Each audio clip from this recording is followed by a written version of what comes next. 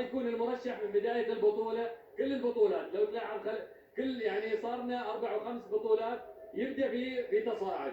انا اقول لك الشوط الاول كان تعبان جدا، لكن احنا من بدايه البطوله وعلى قناتكم انا قلت هذا الكلام، بديناها مع العراق وتنتهي مع العراق ان شاء الله. ان شاء الله.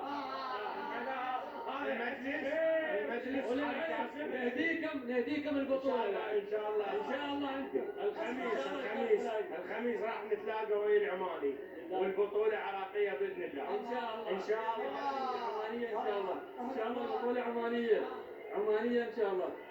مره خالصه 100% ان شاء الله. ما نرجع الا بالكاس مره 100% ان شاء الله.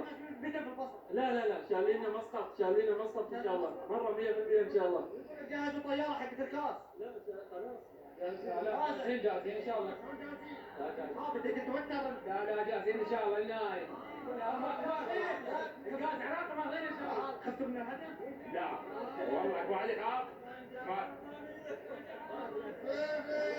حيدر عماني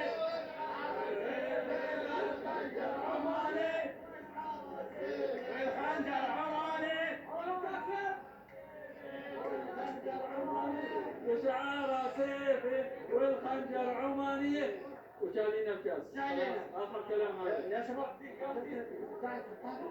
ايه مع العراق ولا مع عمان؟ انا إيه؟ مع العراق والله. ولا مع عمان؟ مع عمان اليوم. شعب عماني غالي غالي.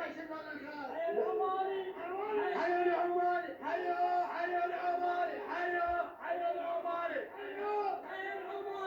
مبارك للعمان والشعب العماني بالفوز، ونقول لهم الف مبروك. عمران الماجد الشرقاط، الف مبروك عمان.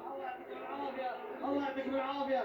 فرحه ولا اروع بين الجمهور العماني مع الجمهور العراقي اللي هو ملح هذه البطوله نهاية منتظر. الكل ينتظر يوم الخميس موعدنا في استاد جذع النخله. نرجع لكم بالمجد.